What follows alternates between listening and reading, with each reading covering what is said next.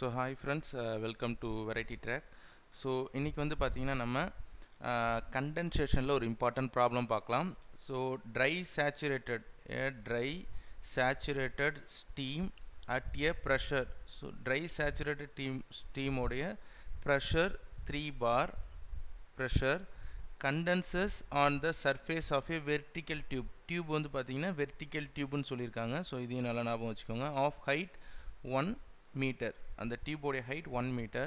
The tube surface temperature is kept at 110 degree centigrade. டியூபோடைய surface temperature வந்து 110 degree centigradeல இருக்குது. Calculate the following. Thickness of the condensation film, local heat transfer coefficient at a distance of 0.25 meter. Assume laminar flow அப்படின்னு சொல்லியிருக்காங்க. Right. So இப்போ இந்த ப்ராப்ளத்தை நம்ம எப்படி போடலாம் அப்படின்றத பார்க்கலாம். ஃப்ளோ வந்து லேமினார் ஃப்ளோன்னு இவங்களே சொல்லிட்டாங்க. ஸோ அதனால் நம்ம ஃப்ளோ கண்டுபிடிக்கணுன்ற அவசியம் இல்லை. ஓகே. ஸோ இப்போது கிவன் டேட்டாவை எழுதிக்கலாம்.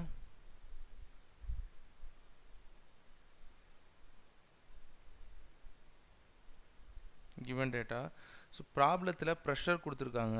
Pressure that is equal to 3 bar and TW வந்து சர்ஃபேஸ் டெம்பரேச்சர் வந்து 110 டிகிரி சென்டிகிரேட் கொடுத்துருக்காங்க. எக்ஸ்னா டிஸ்டன்ஸ், எந்த டிஸ்டன்ஸில் கால்குலேட் பண்ண சொல்லியிருக்காங்க அதை எக்ஸ்ன்னு வச்சுக்கலாம். 0.25 மீட்டர். ஸோ இதில் கால்குலேட் பண்ண சொல்லியிருக்காங்க. என்னென்ன கண்டுபிடிக்கணும் அப்படின்னா திக்னஸும் லோக்கல் ஹீட் ட்ரான்ஸ்ஃபர் கோஎஃபிஷியன்ட்டும் நம்ம கண்டுபிடிக்கணும். இப்போது இந்த ப்ராப்ளத்தை எப்படி சால்வ் பண்ணலான்றதை பார்க்கலாம். ஸோ நான் சொல்யூஷன் எழுதிக்கிறேன்.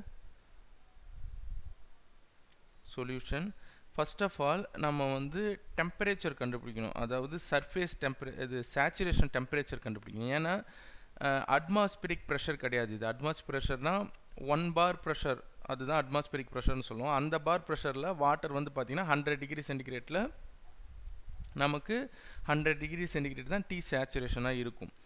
பட் இங்கே வந்து ப்ரெஷர் இன்க்ரீஸாக இருக்கிறதுனால நமக்கு டீ சேச்சுரேஷன் என்னன்னு தெரியாது. அதனால் நம்ம ஃபஸ்ட்டு டீ சேச்சுரேஷனோடைய டெம்பரேச்சரை கண்டுபிடிக்கணும். அது எப்படி கண்டுபிடிக்கிறது அப்படின்னா நம்ம தெர்மோடைனமிக்ஸில் ஸ்டீம் டேபிள் யூஸ் பண்ணியிருப்போம். ஸோ அந்த ஸ்டீம் டேபிள் யூஸ் பண்ணி தான் நம்ம கண்டுபிடிக்க முடியும். ஸோ நான் இங்கே RS Khurmi steam table use பண்ணுறேன். ஸோ அந்த ஸ்டீம் டேபிளில் டைரெக்டாக ப்ரெஷரோட ரிலேஷனுக்கு போங்க. ஸோ இது வந்து பார்த்தீங்கன்னா saturated water pressure table. So pressure டேபிளுக்கு நீங்கள் போனீங்கன்னா டெம்பரேச்சர் டேபிளுக்கு போகக்கூடாது, ப்ரெஷர் டேபிளுக்கு போனீங்கன்னா இதில் 30 டிகிரி எங்கே இருக்குது அப்படின்றத பாருங்கள். அப்படியே கீழே வந்தோன்னா ஸோ இதில் 30ல் 3 bar ப்ரெஷர் எங்கே இருக்குதுன்னு பாருங்கள். ஸோ அந்த சேச்சுரேஷன் ப்ரெஷரில் 3 bar ப்ரெஷர் எங்கே இருக்குது? ஏன்னா நம்ம கொஸ்டினில் 3 bar தான் கொடுத்துருக்காங்க. எனக்கு வந்து 3 bar ப்ரெஷர் இங்கே இருக்குது. அதனால் நான் இதை அப்படியே கிராப் பண்ணி எடுத்துக்கிறேன். அப்போ தான் உங்களுக்கு காமிக்கிறதுக்கு நல்லாயிருக்கும். இது அப்படியே கிராப் பண்ணி எடுத்துக்கிறேன் நான். இதை ரொட்டேட் பண்ணிக்கலாம்.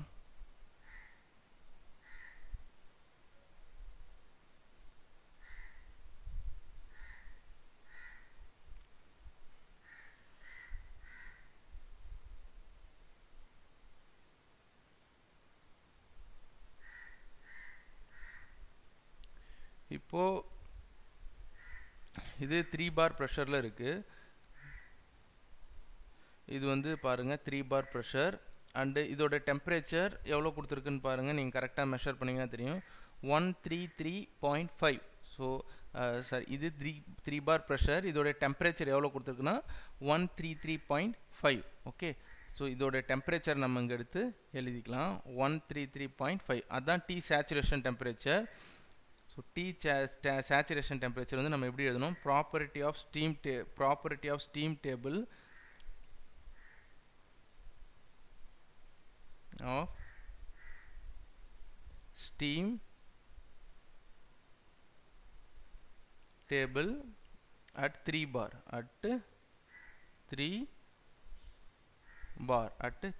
எதுல இருந்து எடுத்து எழுதணும்? RS Khurmi data book. So RS Khurmi steam table book.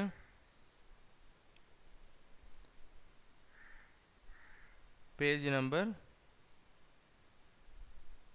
10 போட்டுக்கோங்க. அதுலேருந்து எடுத்துருக்கோம். இதுலேருந்து என்ன கண்டுபிடிச்சிருக்கோம்? T saturation temperature. So T saturation that is equal to 133.5 degree centigrade. இதுக்கப்புறம் நமக்கு HFG வேல்யூ தேவைப்படும், என்தால்பி வேல்யூ. அதனால் HFG வேல்யூ இங்கே எடுத்துக்கோங்க. HFG வேல்யூ இங்கே இருக்குது, இந்த இடத்துல இருக்குது HFG வேல்யூ. தட் இஸ் இது HG ஓட வேல்யூ அண்ட் இது HFG ஓட வேல்யூ 2163.2, ரைட்? ஸோ 2163.2 அதையும் எழுதிக்கோங்க. HFG that is equal to 2163.2 kilojoule per kilogram. So இதையும் எழுதிக்கலாம்.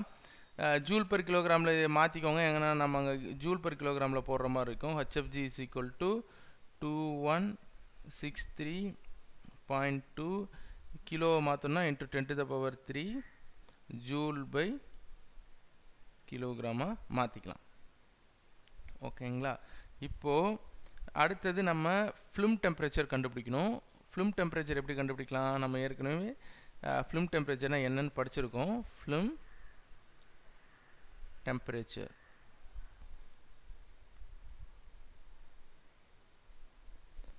T suffix film ன்னு போடுவோம். film temperature that is equal to TW plus T saturation எவ்வளோ divided by 2 போட்டிருப்போம். ஸோ TW கொஸ்டினில் நமக்கு கொடுத்துருக்கு. தட் இஸ் எவ்வளோ கொடுத்துருக்காங்க? TW 110 டிகிரி சென்டிகிரேட் கொடுத்துருக்காங்க. அதை இங்கே எழுதலாம். 110 ப்ளஸ் T saturation நம்ம இப்போ கண்டுபிடிச்சிருக்கோம் 133.5 divided by 2. இதை போட்டோன்னா நமக்கு T film எவ்வளோ டெம்பரேச்சர்னு கிடச்சிரும். இதோடைய ஆவரேஜ் போட்டோன்னா 121.75 டிகிரி சென்டிகிரேட் நமக்கு கிடைக்கும். ஸோ இதை நீங்கள் கால்குலேட் பண்ணி பார்த்துக்கோங்க. இது வந்து T film டெம்பரேச்சர், ரைட்? இப்போது T film temperature 121.75 வருது.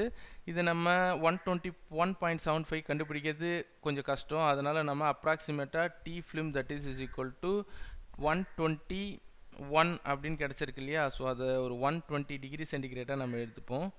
120 டிகிரி சென்டிகிரேட்டாக நான் எடுத்துக்கிறேன். அப்போ தான் நம்ம ஸ்டீம் டேபிளில் இது ஹீட் அண்ட் மாஸ் ட்ரான்ஸ்ஃபர் டேபிளில் கண்டுபிடிக்கிறதுக்கு, அதோடைய ப்ராப்பர்ட்டி கண்டுபிடிக்கிறதுக்கு கொஞ்சம் ஈஸியாக இருக்கும்.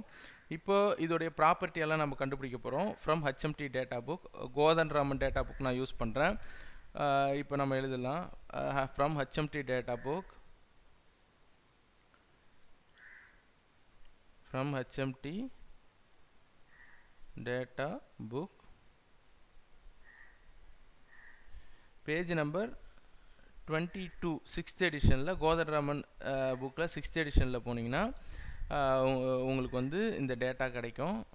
இப்போ நான் டைரெக்டாக அங்கே போகிறேன்.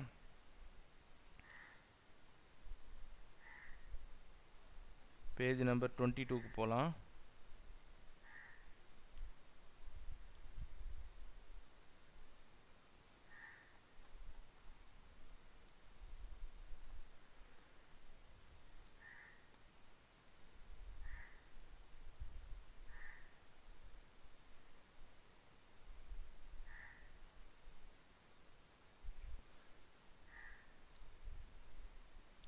ஸோ இப்போ இதில் வந்து பார்த்தீங்கன்னா property value of liquid in saturation ஸ்டேட்னு கொடுத்துருக்காங்க. நம்மளும் சேச்சுரேஷன் ஸ்டேட்டில் தான் கண்டுபிடிக்கணும். இதில் வாட்டரோடைய ப்ராப்பர்ட்டி நம்ம கண்டுபிடிக்கணும். அதனால் நான் இந்த பேஜை எடுத்துக்கிறேன், க்ராப் பண்ணிக்கிறேன். இந்த பேஜ் எடுத்துகிட்டு டைரெக்டாக உள்ளார வந்தோம்னா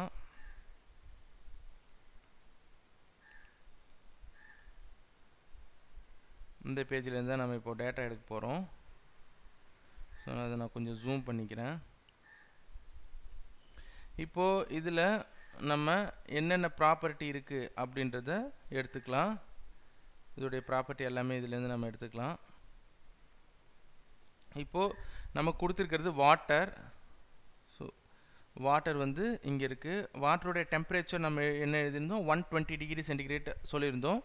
120 டிகிரி சென்டிகிரேட் இங்கே இருக்குது. அண்ட் அதோடைய ப்ராப்பர்ட்டி எல்லாமே இந்த இடத்துல நீங்கள் வந்து பார்த்தீங்கன்னா கிடைக்கும் உங்களுக்கு. 120 டிகிரி சென்டிகிரேட்டுக்கு டென்சிட்டி எவ்வளோ, ரைட், கைனமெட்டிக் விஸ்காசிட்டி எவ்வளோ, அப்புறம் தெர்மல் டிஃப்யூசிவிட்டி எவ்வளோ, அதுக்கப்புறம் பிராண்டல் நம்பர் எவ்வளோ, அதுக்கப்புறம் ஸ்பெசிஃபிக் ஹீட் எவ்வளோ, அதுக்கப்புறம் தெர்மல் கண்டக்டிவிட்டி எவ்வளோ. ஸோ இது எல்லாமே நமக்கு 120 டிகிரி சென்டிகிரேட்டுக்கு இங்கே இந்த வேல்யூஸ் எல்லாமே நம்ம இப்போது எடுத்துக்க போகிறோம். நீங்களும் 120 டிகிரி சென்டிகிரேட்டுக்கு அப்படியே எடுத்து இந்த வேல்யூவை மார்க் பண்ணிக்கோங்க. ஏன்னா நமக்கு வந்திருக்கிறது 120 டிகிரி சென்டிகிரேட் தான் வந்திருக்கு. அதை நம்ம இங்கே எடுத்துக்கலாம். அப்ராக்சிமேட்டாக நம்ம 120 டிகிரி சென்டிகிரேட் எடுத்துருக்கோம். என்னென்ன தேவை அப்படின்னா டென்சிட்டி நமக்கு தேவை. நான் அதனால் டென்சிட்டி எடுத்துக்கிறேன். டென்சிட்டி இஸ் ஈக்குவல் டு அதுலேருந்து பார்த்தீங்கன்னா 945 கிலோகிராம் பை மீட்டர் கியூப். அடுத்தது kinematic viscosity, that is equal to 0.274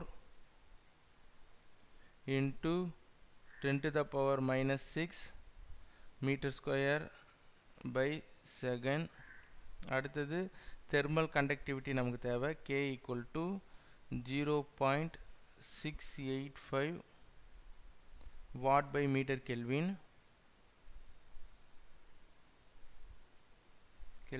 அடுத்தது diffusivity, that is equal to density into kinematic viscosity னு எழுதலாம். ஸோ இது நம்ம சின்ன வயசில் படிச்சிருக்கோம். So that is equal to 945 into மேலே இருக்கிற viscosity 0.274 into 10 to the power minus 6.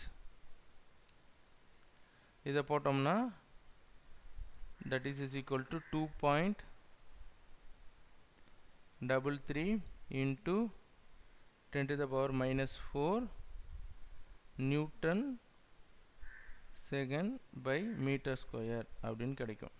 இப்போது நமக்கு தேவையான டேட்டாவெல்லாம் நம்ம எடுத்தாச்சு. அடுத்தது கொஸ்டினில் நமக்கு என்ன டியூப் கொடுத்துருக்காங்க அப்படின்றத நீங்கள் பார்க்கணும். இது ரொம்ப ரொம்ப இம்பார்ட்டன்ட். இந்த டியூப்பை வச்சு தான் நம்ம டேட்டா எடுக்க முடியும். இதில் என்ன டியூப் கொடுத்துருக்காங்கன்னு நீங்கள் பார்த்தீங்கன்னா நமக்கு வெர்டிக்கல் டியூப் கொடுத்துருக்காங்க. இதை நல்லா பார்த்துக்கோங்க. நம்ம கொடுத்துருக்க டியூப் வந்து பார்த்திங்கன்னா வெர்டிக்கல் டியூப். ஸோ அப்போ நம்ம வெர்டிக்கல் டியூபுக்கான டேட்டா தான் எடுக்கணும். அப்போது இங்கே எழுதிக்கோங்க, for vertical tubes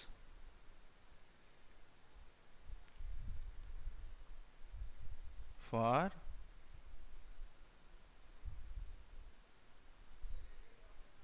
vertical tubes from HMT data book, from HMT data book, that is page number 149, I think 149ல இருக்குன்னு நினைக்கிறேன். ஸோ அதை நீங்கள் நல்லா பார்த்துக்கோங்க. கண்டென்சேஷனில் உங்களுக்கு இருக்கும் பேஜ் நம்பர் 149. ஸோ அந்த ஃபார்முலாவை நான் எடுத்துக்கிறேன். 6th எடிஷனில் 149 போயிடலாம். இப்போது HMT டேட்டா புக்கில்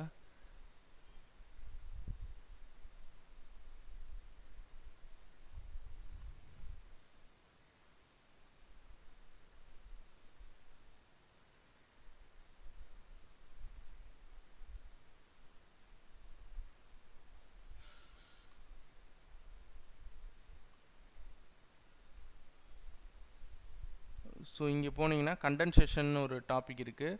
ஸோ இதில் உங்களுக்கு வந்து வெர்டிக்கல் டியூப்ஸ் இருக்குது பாருங்கள். ஸோ அதனால் நான் இந்த பேஜை மட்டும் கிராப் பண்ணி எடுத்துக்கிறேன். அது ஹரிசாண்டலாக இருக்கிறதுனால கிராப் பண்ணிவிட்டு அந்த பேஜ் நமக்கு இங்கே கிடச்சிரும்.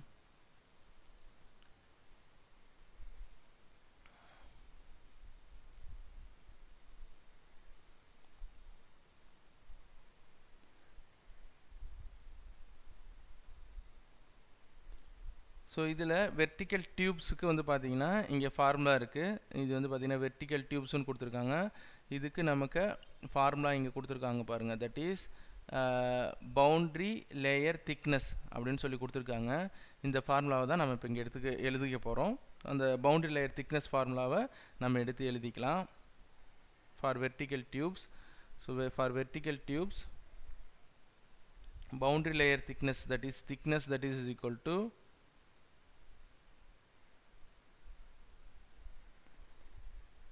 boundary layer thickness, that is equal to 4 into mu into k into x into T saturation minus TW divided by G into HFG into density square whole to the power 0.25 ரைட்டா. So இது எல்லாமே உங்களுக்கு தெரிஞ்சிருக்கும். இப்போ இதை நம்ம solve பண்ணலாம். இந்த வேல்யூ எல்லாமே நம்ம இப்போ தான் கண்டுபிடிச்சி வச்சோம். அதனால் அந்த வேல்யூ எல்லாத்தையுமே நீங்கள் எடுத்து இதில் எழுதிக்கலாம். ஸோ நான் எழுதுகிறேன். Thickness that is equal to, கொஞ்சம் பெருசாக தான் இருக்கும், 4 into mu 2.33 into 10 to the power minus 4 into K thermal conductivity 0.685 into X ஓட வேல்யூ ப்ராப்ளத்தில் கொடுத்துருக்காங்க 0.25 into T saturation that is T saturation 133.5 minus T surface temperature 110, இதோட க்ளோஸ் பண்ணிக்கலாம், power 0.25 divided by G gravity 9.81 into HFG ஓட value நம்ம steam table வச்சு கண்டுபிடிச்சணும், 2163.2 into 10 to the power 3 joule per kilogram Kelvin into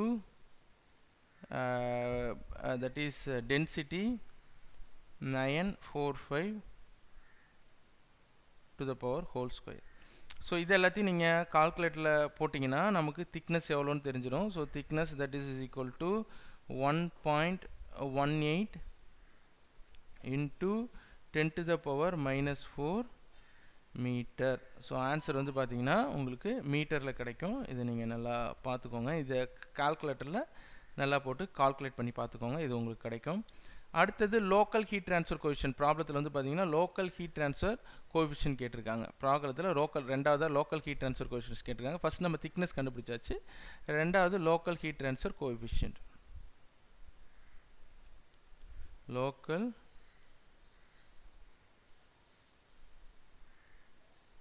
transfer